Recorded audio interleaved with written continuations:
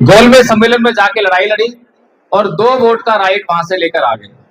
लेकिन उस 2 वोट के राइट को गांधी जी आंसर पर बैठ गए। अब तक गांधी जी किसी और बात के लिए भूख हड़ताल पर नहीं बैठे थे। देश गुलाम था, देश की फिक्र नहीं थी, उसके लिए कभी भी भूख हड़ताल पर नहीं बैठे। देश में जातिवाद था, एक बहुत बड़े वर्ग पर नाना प्रकार के अत्याचार किए जा रहे थे, उसके लिए भूख हड़ताल पर नहीं बैठे।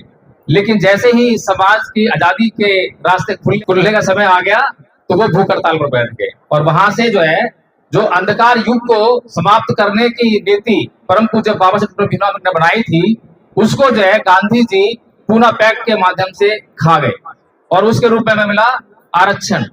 और जो आरक्षण है उससे एक नए युग की शुरुआत हुई, वो हुआ चमचा युग, जो कि मान्यवर साहब कांसीराम जी ने उस पर एक किताब भी लिखी, चमचा युग।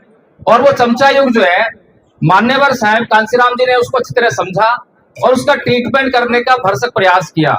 लेकिन उनके जाते ही वो चमचा युग आज भी समाज पर बहुत बुरी तरह से हावी है और हम देख रहे हैं। और अभी हम ये चमचा युग के अंदर चल रहे हैं। इसलिए हमें इन समस्याओं को समझना पड़ेगा।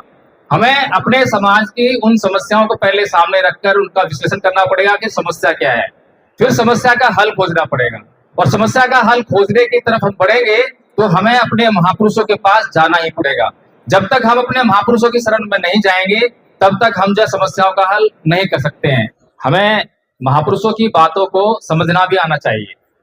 अभी एक बात कही कि शिक्षित बनो, संगठित रहो और संघर्ष करो।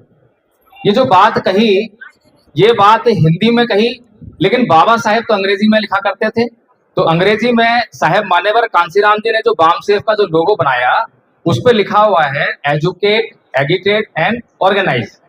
अगर इनका हम हिंदी अनुवाद करें तो बिल्कुल भी ये नहीं है। एजुकेट का मतलब होता है शिक्षित करो, शिक्षित बनो नहीं होता।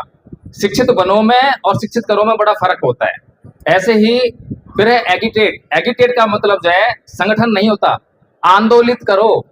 आंदोलित करो का मतलब संगठन नहीं होता। फिर तीसरा शब्द है ऑर्गेनाइज। ऑर्गेनाइज का मतलब होता है संगठन, संगठित करो। इसका मतलब संघर्ष करना नहीं होता है।